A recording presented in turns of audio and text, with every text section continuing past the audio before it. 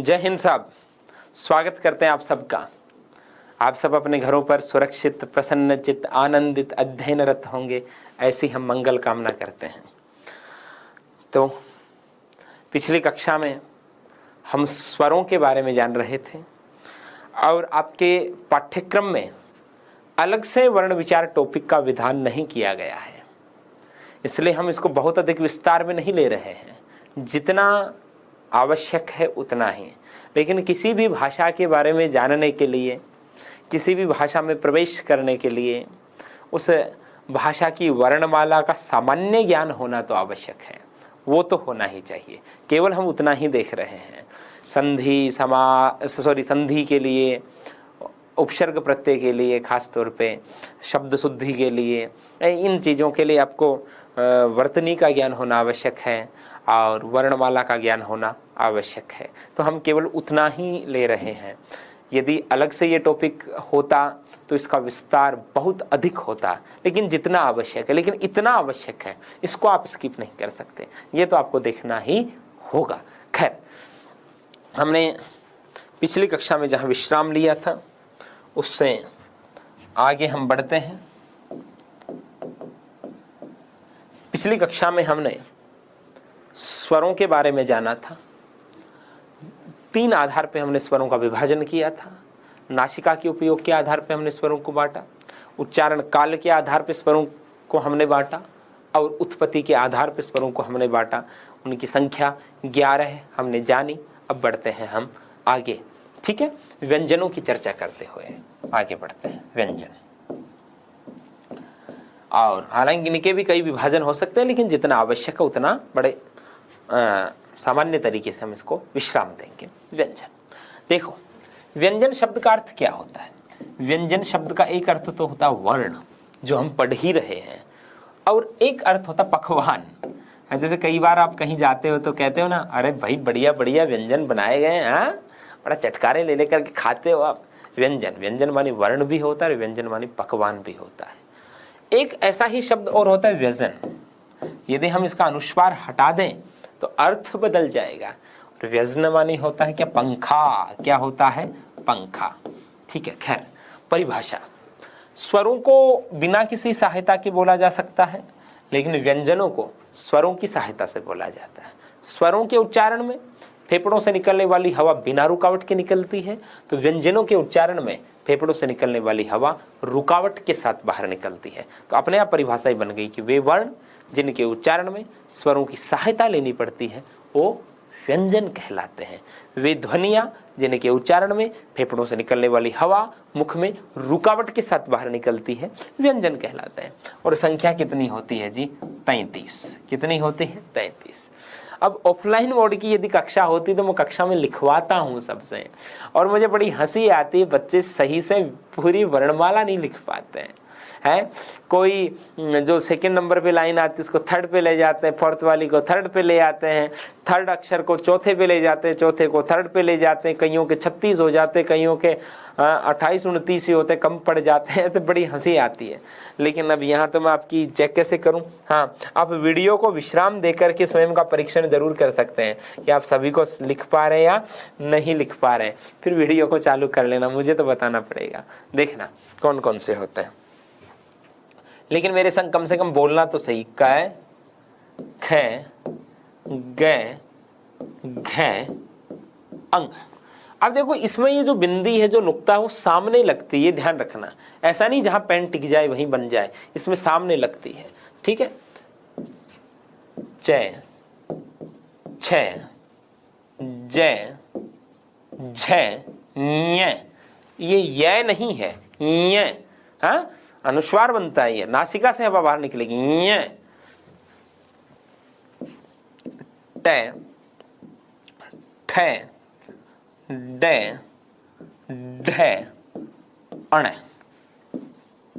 त, थ, द, ध, न, प, फ, ब, भ, म। देखो ये जो 5 वर्ग है, कै वर्ग, च वर्ग, ट वर्ग, त वर्ग, प वर्ग, प्रत्येक में 5 5 है। तो इन 25 को हम क्या कहते हैं, स्पर्श व्यंजन। इन 25 को हम क्या कहते हैं, स्पर्श व्यंजन। ठीक है, अब आगे देखना, ये, रे, ले, व, इन 4 को हम कहते हैं अंतःस्थ वर्ण। क्या कहते हैं, अंतःस्थ वर्ण। ठीक है, हाँ, और आपके तीनों श और है, इन 4 को हम कहते हैं ऊष्म वर्ण। क्या कहते हैं, ऊष्म वर्ण।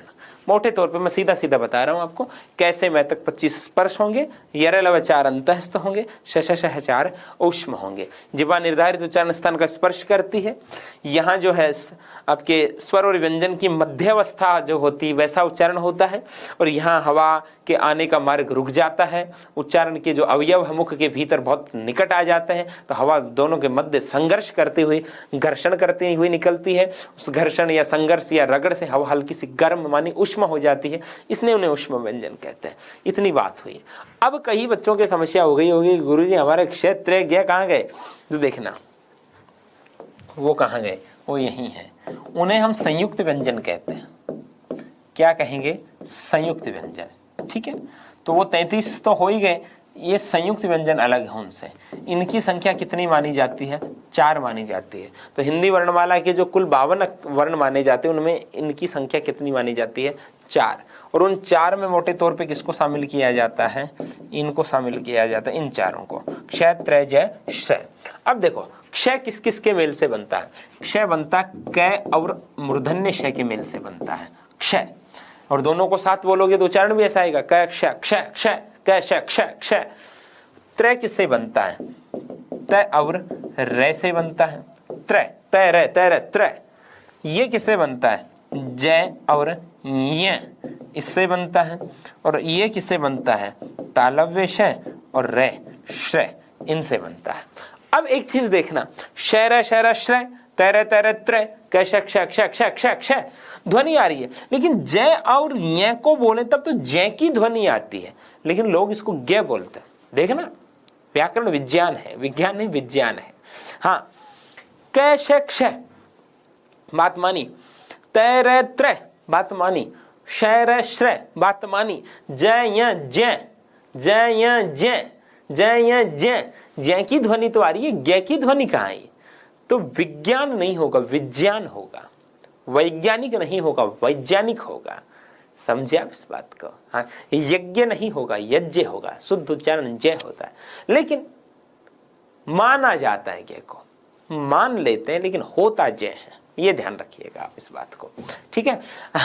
माना इसलिए जाता है, कोई कहे ज्ञान, शुद्धता के चक्कर में बोले ज्ञान, तो बेचारे की जूतम पैजार हो जाए कहीं शुद्धता के चक्कर में है। इसलिए होता जय है, लेकिन माना किसको जाता है, जय को भी मान लेते हैं, जबकि जय शुद्ध उच्चारण होता है। ये 4 जो है ना संयुक्त व्यंजन है जो गणना में शामिल होते हैं। अब इनके अलावा अपन एक ध्य की चर्चा और कर सकते हैं। ध्य, जो द और य के मेल से जो बनता है वो ध्य होता है। द और य के मेल से जो बनता है वो ध्य होता है। ये भी संयुक्त व्यंजन है, लेकिन इसको गणना में शामिल नहीं करते। बाकी कोई भी असामान्य व्यंजनों का योग होगा उसको हम संयुक्त व्यंजन कहेंगे। ठीक है, संख्या कितनी होती है, 4। अब देख रहा, कई बच्चे एक चीज को ध्यान दे, कई क्या सभी ध्यान दे, क्या ये जो मैंने डेड है लिखे, इन दोनों के नीचे कोई नुक्ता नहीं लगाई है, कोई बिंदी नहीं लगाई है। दोनों डेड है के नीचे कोई नुक्ता नहीं है और ना होती है हिंदी वर्णमाला में, ये ध्यान रखना। और जो अंगय होता है उसके सामने नुक्ता होती है। लेकिन अब आप कहोगे गुरुदेव हमने तो बहुत सी जगह देखा है इनके नीचे नुक्ता लगी हुई, तो उसको समझना वो क्या मसला है। वो मसला ऐसा है कि देखो ये डे जो है ना, समान आकृति के 3 वर्ण चलते हैं। एक में नुक्ता सामने लगती है, एक में लगती नहीं, एक में नीचे लगती है, और नुक्ता से इन तीनों की पहचान होती है। तो लिखने में बड़ी सावधानी रखनी चाहिए। ऐसी नहीं बिंदी जहां पेन टिका वहीं टिका दी, ऐसा नहीं। सामने है तो ये क वर्ग का पंचम वर्ण है, तब ये क वर्ग का पंचम वर्ण है, नासिक के वर्ण है। ठीक है, यदि कोई नुक्ता नहीं है तो ये ट वर्ग का तीसरा वर्ण है। ठीक है, और यदि इसमें नीचे नुक्ता है तो ये उत्क्षिप्त वर्ण है। कौन सा वर्ण है, उत्क्षिप्त वर्ण है, ये ध्यान रखना। अभी उत्क्षिप्त क्या है समझना, ये डे नहीं है, अड़ है, और एक और होता अढ़, इसके भी नीचे नुक्ता आती है।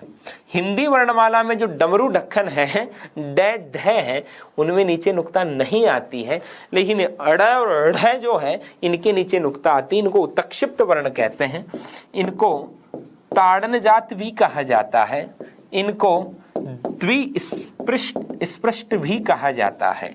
इनको आगत बाहर से अडॉप्ट किए हैं, ठीक है। ड़ ढ उत्क्षिप्त है, ये ड़ ढ, ठीक है। इन दोनों का उच्चारण कभी भी शब्द के आरंभ में नहीं होता। सड़क, एक बार बोलो, इनका उच्चारण कैसे होता मैं आपको फील कराऊं। बोलो सड़क, फिर बोलो सड़क, फिर बोलो सड़क। और इस बार जब बोलो और इस दूसरे वर्ण का आपकी जिह्वा जब उच्चारण करे तो अपने मुख में जिह्वा के मूवमेंट को नोट करना। बोलो सड़क, क्या किया जिह्वा ने? जिह्वा ऊपर वाले मसूड़े को छूती है, फिर झटके के साथ नीचे गिरती है। बोलो सड़क, ऐसा ही हो रहा है, हाँ सड़क। और उसमें भी नोट करना, जिह्वा का ऊपर का हिस्सा मसूड़े को नहीं छूता, जिह्वा उल्टी हो जाती है। जिह्वा का नीचे वाला हिस्सा, जिह्वा की उल्टी नोक ऊपर वाले मसूड़े को छूकर झटके के साथ नीचे गिरती है। सड़क, ऐसा ही होता है, सड़क हो रहा है ऐसा, ठीक है। तो इन दोनों को इसलिए उत्क्षिप्त कहते हैं। उत्क्षिप्त शब्द का शाब्दिक अर्थ होता है फेंका हुआ। क्या होता है? उत्क्षिप्त शब्द का शाब्दिक अर्थ क्या होता है? फेंका हुआ, ठीक है। तो इन दोनों का कभी भी किसी शब्द के आरंभ में प्रयोग नहीं होता। लोग गलती क्या करते हैं? लोग तो बड़ी भयानक गलती करते हैं। लोग बोलते हैं क ख ग घ अड़े, वो अड़े तो महाराज वो अड़े है, ये तो अंग है, वो तो अड़े उत्क्षिप्त है, ठीक है। और इसका किसी शब्द के आरंभ में इस उत्क्षिप्त वर्णों का दोनों का प्रयोग नहीं होता। अब इसका बड़ा सरल सा प्रश्न बन सकता, मान लीजिए शब्द शुद्धि में देते हैं, एक निम्न में से अशुद्ध शब्द छांटिए जी, मान लीजिए कोई अशुद्ध शब्द छांटिए, और वहां एक उदाहरण दे दिया एग्जामिनर ने ढक्कन, ये लो जी, और नीचे लगा दी नुक्ता। अब विद्यार्थी बाकी के 3 विकल्पों में उत्तर खोजता फिरेगा। वो सोचेगा ये गलत कहाँ हो सकता है, ये तो सही है, इसमें तो कोई मात्रा ही नहीं आई। वो तो मात्रा ही समझेगा ना, मात्रा वर्तने के अंतर से तो अनभिज्ञ है वो, ठीक है। इसमें तो कोई मात्रा ना, ये अशुद्ध कैसे होगा? बाकी 3 में उत्तर ढूंढेगा, जबकि अशुद्ध तो यही हो गया। ये शुद्ध कैसे होगा? ढक्कन होगा, ना कि ढक्कन होगा, ठीक है। और इसके उच्चारण के भेद को आप समझ सकते हो। एक बार बोलो डमरू, डमरू, ढक्कन, सड़क, अंतर समझ में आ जाएगा। डमरू डे और सड़क अड़, अंतर स्पष्ट है, उच्चारण में आप बोल करके महसूस कर सकते हैं, ठीक है। तो ये दोनों क्या है? उत्क्षिप्त वर्ण है, ताड़न जात वर्ण है, द्विस्पृष्ट वर्ण है। तो ये व्यंजनों के बारे में सामान्य सी जानकारी हमें होना बेहद जरूरी होता है, ठीक है। अधिक विस्तार यदि ये टॉपिक अलग से शामिल होता तो हम इसका बहुत विस्तार करते, प्रयत्न विधि के आधार पर 8 भागों में बांटते, आपकी मांसपेशियों की दृढ़ता के आधार पर 3 भागों में बांटते, प्राणत्व के आधार पर अल्प प्राण महाप्राण पढ़ते, ठीक है। स्वरतंत्रियों में कंपन के आधार पर सघोष अघोष पढ़ते, ठीक है। अल्प प्राण महाप्राण का तो हल्का सा जिक्र मैं यहाँ भी कर देता हूँ। अल्प प्राण महाप्राण के बारे में आपको जानना आवश्यक भी है हल्का सा। अल्प प्राण, अल्प मानी थोड़ा, महामानी अधिक, प्राण प्राणवायु। इसका मोटे तौर पे ये समझो कि जिन स्वरों को बोलते समय प्राणवायु का कम प्रयोग होता वो तो होते हैं अल्प प्राण, और जिनको बोलते समय प्राणवायु का अधिक प्रयोग होता वो होते हैं महाप्राण। अब आप प्रैक्टिकली बोल करके देखो, अपने हाथ को अपने मुंह के सामने लेकर के आओ, हाँ शर्माओ मत रे, कोई नहीं देख रहा, आप ही तो लेके आओ और बोलो क ख ग घ अंग च छ ज झ य ट ठ ड ढ अण त थ। तो आप समझ गए होंगे क्या कि दूसरे और चौथे को बोलते समय हवा ज्यादा आकर के हाथ को टकराती है, प्राणवायु का अधिक प्रयोग हुआ है, एक प्रैक्टिकल अनुभव।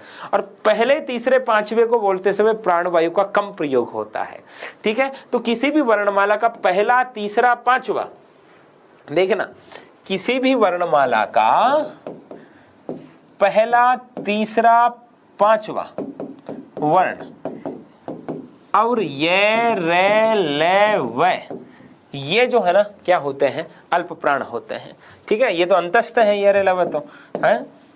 और महाप्राण की बात करें तो दूसरा चौथा और श है, भाई ये तो उष्म वर्ण है। उष्म वर्ण में तो हवा रगड़ खाएगी, तो वैसे ही प्रेशर चाहिए, हवा अधिक ही प्रयोग में आएगी, ये महाप्राण है। और यहाँ एक चीज और बता देता हूं मैं आपको, सभी स्वर भी अल्प प्राण होते हैं। ए ई उ ऐ औ बहुत अधिक प्राणवायु का प्रयोग नहीं होता है। ये आप ध्यान रख लेना अल्प प्राण और महाप्राण के बारे में। खैर इतनी चीजें हुई, अब बढ़ते हैं आगे। अब एक उच्चारण स्थान एक चर्चा आती है, उसके बारे में भी हल्का सा हम जान लेते हैं, बहुत अधिक नहीं। उच्चारण स्थान, इसकी बात भी हम कर लेते हैं।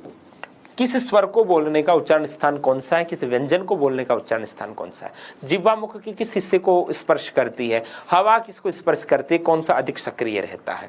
तो इसके लिए संस्कृत व्याकरण के 8-10 सूत्र हैं, उनको आपको ध्यान में रखना होता है। चाहे तो आप उनको हिंदी में ध्यान रख लें, चाहे तो आप संस्कृत में याद रख लें। संस्कृत वाले याद करने में सहूलियत देते हैं, और ये बात मैं इसलिए कह रहा हूँ कि कई विद्यार्थी समझने लग जाते, गुरुजी हिंदी पढ़ाने आए थे संस्कृत पढ़ाने लगे, हमें तो पार नहीं पड़े। वो आपकी सहूलियत के लिए है। देखना, जैसे पहला ही सूत्र है अकु है विसर्जनीया नाम कंठ है, और ये याद करने में सरल रहते हैं, मस्तिष्क में बैठ जाते हैं। बोलना अकु है विसर्जनीया नाम कंठ है, इसका मतलब क्या हुआ? ठीक है, इसको मैं क्यों याद करवा रहा हूं, देखना। ए, तो ए का सवर्ण कौन होता है? आ। फिर कौन है? कु, मानी कै वर्ग। कौन है? कै वर्ग। फिर कौन है? कौन है? फिर कौन है? विसर्ग। कौन है? विसर्ग। इन सब का उच्चारण स्थान किसको माना जाता है? कंठ को माना जाता है। किसको माना जाता है? कंठ को। अब अलग अलग ऐसे याद करें तो हम तो भूल जाएं, है अ कै वर्ग है विसर्ग कंठ, तो आप तो भूल जाएंगे, इसलिए ऊपर वाला याद कर लिए। अकु है विसर्जनीया नाम कंठ है, ए आ कै वर्ग और हकार और विसर्ग, इसका उच्चारण स्थान किसको माना जाता है? कंठ को माना जाता है। ठीक है, जैसे दूसरा देखते जाना और बोलते भी जाना।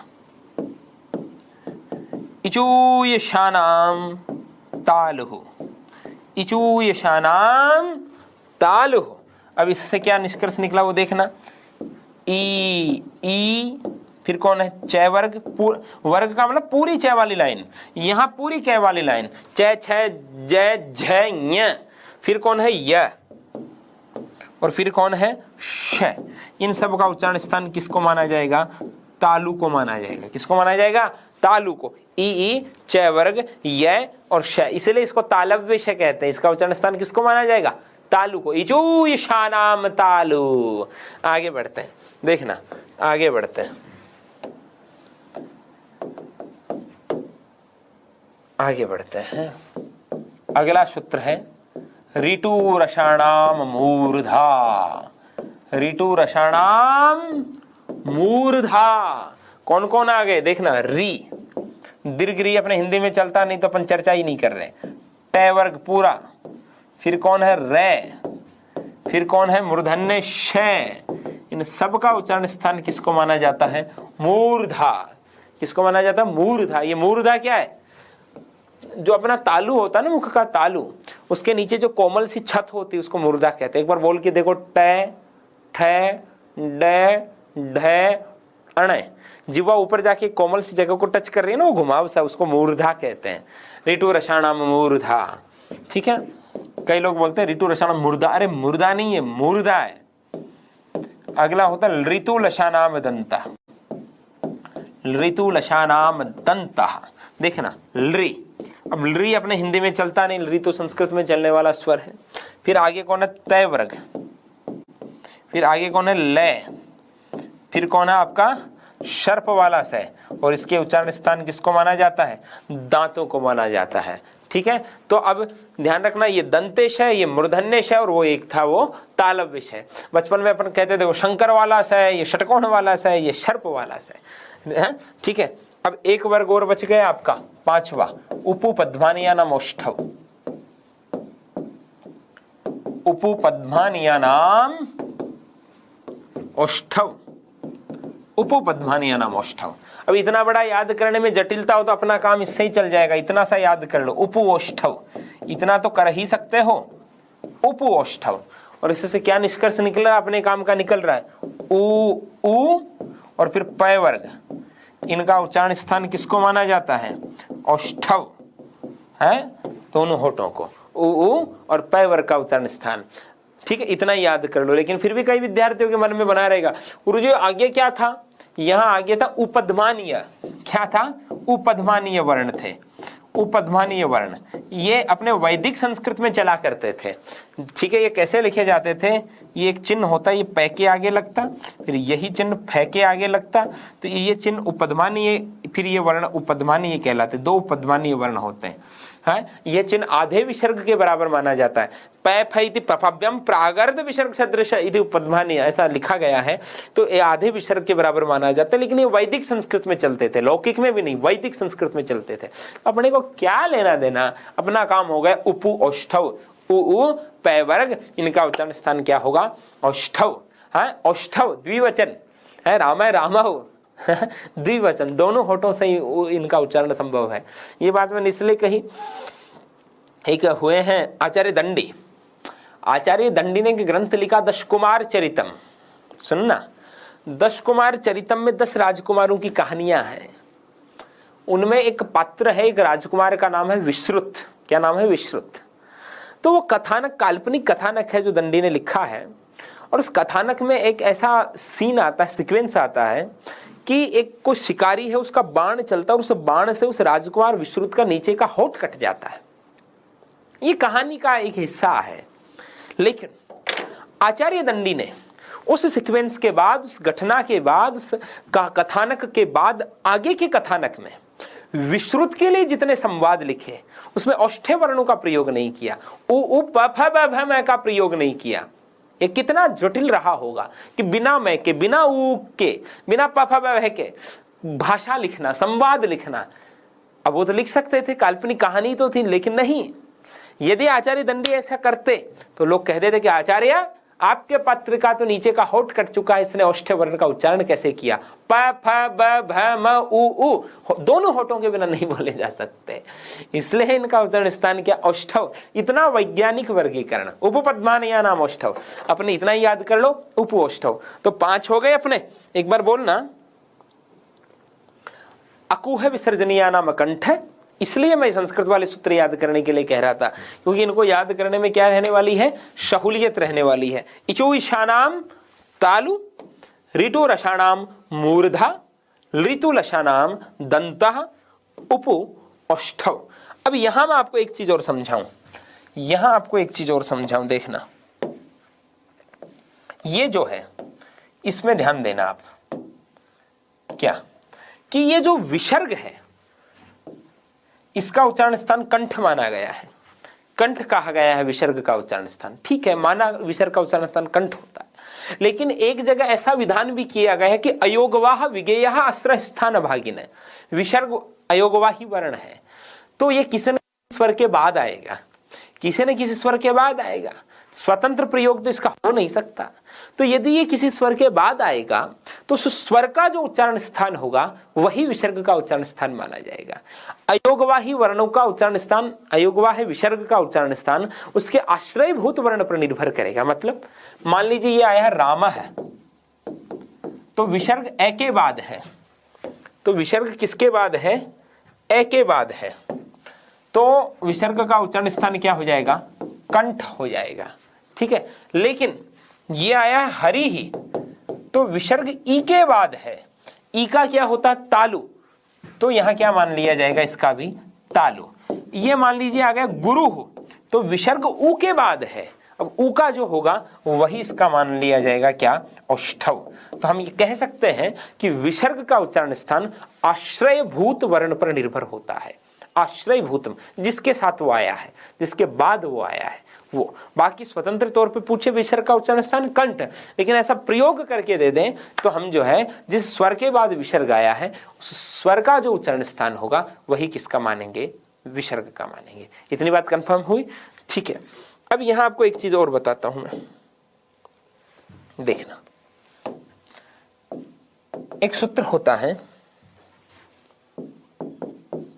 बड़ा इंटरेस्टिंग है बोलने में भी। यम गणना नाम नासिका च। क्या सूत्र है?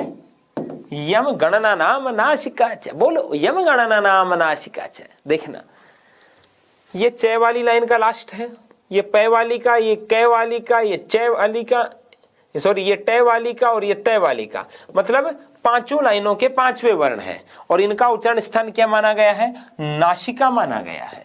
लेकिन सूत्र में आगे च और लिखा गया और संस्कृत में च का अर्थ किससे लेते हैं अपन? और से लेते हैं। और और का अर्थ क्या होता? दूसरा। और मानी तो होता की तरफ और मानी क्या होता? दूसरा। मतलब इनका दूसरा उच्चारण स्थान नासिका होगा। तो पहला क्या था? पहला हमने अभी अभी तो पढ़ा है, इनके खुद के वर्ग का जो था वो तो था पहला, और दूसरा क्या है? नासिका। अरे भाई हमने पढ़ा अकु है विसर्जनीय नाम कंठ है, कै वर्ग का उच्चारण स्थान कंठ है, तो अंगे का भी क्या हो गया? कंठ। इचो ईशानाम तालु, च का तालु है तो ये का भी क्या हो गया? तालु। ऋतु रसाणाम मूर्धा, तो अणय का भी क्या हो गया? मूर्धा। ऋतु लशानाम दंता, ठीक है, तो नय का भी क्या हो गया? दंता। और उपपद्मानिया नाम औष्ठव, ठीक है, तो मैं का भी क्या हो गया? औष्ठव। मतलब इनके भाइयों का जो उच्चारण स्थान था वो इनका भी होगा, पूरे वर्ग का उच्चारण स्थान। मतलब इन पांचों वर्णों का एक एक उच्चारण स्थान तो हम पढ़ चुके हैं, और दूसरा उच्चारण स्थान क्या होगा? नासिका। अब मन में प्रश्न जन्म लेगा कि गुरुदेव विकल्प में दोनों हो तो क्या करें? दोनों हो तो तीसरे विकल्प, चौथे विकल्प को देखो, उसमें कहीं लिखा हुआ हो दोनों को स्वीकार करने का विकल्प। भाई कई बार तीसरे में आता ना उपयुक्त दोनों, और कई बार चौथे में लिखा हुआ जाता ए व ब दोनों, ऐसा कुछ भी, तब दोनों को स्वीकार करेंगे। तो फिर प्रश्न जन्म लेगा कि गुरुदेव ऐसा ना हो तो हम क्या करें? दोनों में से एक चुनना पड़े तो हम क्या करें? तब आप नासिका को प्राथमिकता दीजिए।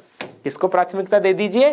नासिका को। ये पांचों अनुस्वार वर्णित तो हैं, अंग, य, अणय, नय, मय, अनुस्वार इनका ही तो बनता है, ठीक है। ये इनका उच्चारण स्थान क्या माना जाएगा? है नासिका। और आगे हम एक सूत्र और पढ़ते हैं, अनुस्वारस्य नासिका। अनुस्वारस्य नासिका या नासिका अनुस्वारस्य, अनुस्वार का उच्चारण स्थान भी क्या होता है? नासिका। और इन पांचों वर्णों का उच्चारण स्थान भी क्या होता है? नासिका। इसलिए इन पांचों वर्णों को कैसे वर्ण कहा जाता है? नासिक्य वर्ण कहा जाता है। कैसे वर्ण कहा जाता है? नासिक्य वर्ण कहा जाता है। समझ में आयो? बढ़ते हैं आगे।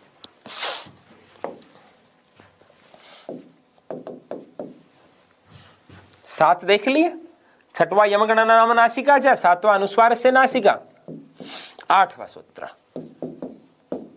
एदयितो कंठतालु, एदयितो कंठतालु। ये लय देखो कैसे लिखा गया, ये लय है भाई, एदयितो कंठतालु।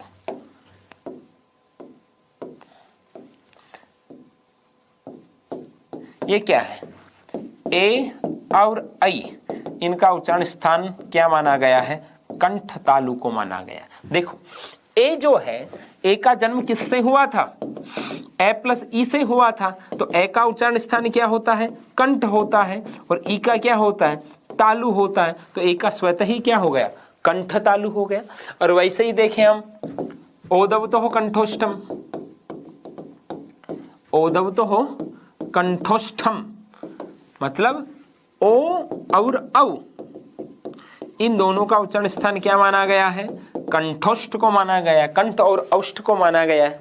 अब ओ किससे बनता है? ए प्लस उ से बना था, तो ए का क्या होता है? कंठ होता है, और उ का क्या होता है? औष्ठव होता है। तो इनका उच्चारण स्थान किसको माना गया? कंठोष्ठ को माना गया। ठीक है, एदयितो हो कंठतालु, ओदवतो हो कंठोष्ठम। और एक अंतिम सूत्र और देख लो, 10 नंबर, क्या? वकारस्य दंतोष्ठम, वकारस्य दंतोष्ठम। अकेले एक वर्ण का, अकेले का उच्चारण स्थान, वह जो है ना, वह का उच्चारण स्थान किसको माना गया है?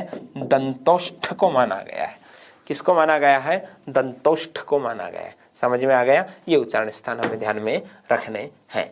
ठीक है, तो ये 10 सूत्र हो गए। अब यहाँ मैं कुछ नई चीजें आपको बताऊं जो नए अनुसंधान हिंदी के अंदर अपन मानते हैं। ठीक है, 11 नंबर पर एक बात बताऊं मैं आपको।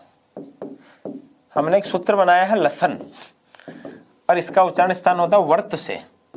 एक बार आप बोलो, तय, थे, द, ध, न। तो तय, थे, द, ध को बोलते समय आपकी जिह्वा ऊपर वाले दांतों को टच कर रही है, और हम अभी पढ़ भी चुके हैं तैबर का उच्चारण स्थान दंत होता है। तय, थे, द, ध, न। लेकिन न को बोलते समय जिह्वा दांतों को टच करने के बजाय ऊपर मसूड़े को टच कर रही है। एक बार बोलो प्रैक्टिकली, तय, थे, द, ध, न। जिह्वा ऊपर जा रही है, जिह्वा ऊपर मसूड़े को छू रही है, और वो जो मसूड़ा है, कठोर सा भाग है, उसी को वर्त से कहते हैं। ऊपर वाले दांतों के ऊपर मसूड़े का जो कठोरतम भाग है उसी को वर्त से कहते हैं। तो न को बोलते समय जिह्वा उसे ही टच कर रही है। ल और दंतेश है, इनको बोलते समय भी जिह्वा वहीं टच करती है। तो इन तीनों का उच्चारण स्थान हमने थोड़ी देर पहले पढ़ा है, दंतः। दंत होते हैं, दांत होते हैं, लेकिन नव अनुसंधानों के तहत इनका उच्चारण स्थान किसको स्वीकार किया गया है? वर्त से को स्वीकार किया गया है। ठीक है, विकल्प में दोनों हो, दंत और वर्त से, तब तो वर्त से स्वीकार करेंगे, और वर्त से ना हो तब दंत तो मानने ही मानने हैं। तो एक बात ही नहीं, आप ध्यान रखना। दूसरी बात, ये जो है अपना, इस है को ब्रह्म वर्ण कहा जाता है को क्या कहा जाता है? ब्रह्म वर्ण की संज्ञा दी जाती है। और इस है का जो उत्पत्ति स्थल है मनुष्य की नाभि को माना जाता है। नाभि को, एक है को हम बोलते हैं तो नाभि तक जोर पड़ता है। एक बार बोल के देखो, है, ऐसे लगता है नाभि से निकल करके बाहर आए, उत्पत्ति स्थल है वो। ठीक है, और इसका उच्चारण स्थल हमने कंठ पढ़ा है थोड़ी देर पहले, अकू है, विसर्जनीय नाम कंठ है, लेकिन इसका उच्चारण स्थान जो है अली जिह्वा, जिसको अपन काकल कहते हैं। ठीक है, एक स्वरयंत्री होती है ना अपने गले के अंदर, काकल्य भी माना जाता है, ये ध्यान रखना। तो विकल्प में कंठ और काकल दोनों हो तब तो काकल्य, और ये विकल्प में ना हो तो कंठ स्वीकार करना ही है। तो एक तथ्य ये भी ध्यान रखना है, ब्रह्मवर्ण, उत्पत्ति स्थल नाभि, उच्चारण स्थल अली जिह्वा या काकल्य। 12 बातें हो गई, तो शुभ नहीं है 13वीं और कर देते हैं बात। क्या कि झ और अण जो व्यंजन है ये गुजराती भाषा की वर्णमाला से हमने लिए हैं। तो ये उच्चारण स्थान की सामान्य जानकारी जो जानना हमारे लिए बेहद आवश्यक थी। ठीक है, तो आप एक बार इनको रिपीट कर दीजिए। व्यंजन शब्द का अर्थ क्या होता है? वर्ण या पकवान, और व्यजनवानी क्या होता है? पंखा। क्या होता है? पंखा। ठीक है, संख्या 33 कैसे मैं तक स्पर्श अंतस्थ शश है उष्म। फिर संयुक्त व्यंजन, असमान व्यंजनों के योग से बने वर्ण क्या कहलाएंगे? संयुक्त व्यंजन। क्षय त्रय ज्ञ और एक श्रय। ठीक है, हालांकि हमने धे को भी पढ़ा। फिर हमने आगे उच्चारण स्थान में प्रवेश किया। अकुह विसर्जनीय नाम कंठ है, आप बोलो, मुझे याद है। इचुयशानाम तालु, ऋतुरसानाम मूर्धा, ऋतुरसानाम दंता, उपु ओष्ठव, यमगणना नाम नासिका च, एदयितो कंठतालु, ओदवतो कंठोष्ठम, वकारस्य दंतोष्ठम, अनुस्वारस्य नासिका। ठीक है, यहां हमने ये देखा। फिर हमने लय शय न का उच्चारण स्थान वर्त से माना, है को ब्रह्म वर्ण मान करके उसका उत्पत्ति स्थल नाभि मान करके उच्चारण स्थान काकल्य को माना, और झ और अण को हमने गुजराती से लिया। ठीक है, तो ये चीजें भी आपको स्मरण करनी ही है। ठीक है, जितना आवश्यक था। पाठ्यक्रम में अलग से इस टॉपिक का विधान होता तो हम इसका और भी विस्तार लेते, लेकिन ये जितना आवश्यक था किसी भाषा में प्रवेश करने के लिए, उसके वर्णों से संबंधित टॉपिक सॉल्व करने के लिए, संधि उपसर्ग प्रत्यय जैसे, तो हमें ये आवश्यक था। वर्तनी का ज्ञान इससे होता है। तो इसी के साथ हम इस कक्षा को विश्राम देते हैं। आप सब हंसते रहें, मुस्कुराते रहें, खिलखिलाते रहें, आनंदित रहें, प्रसन्नचित्त रहें, खुश रहें। ओके, जय हिंद।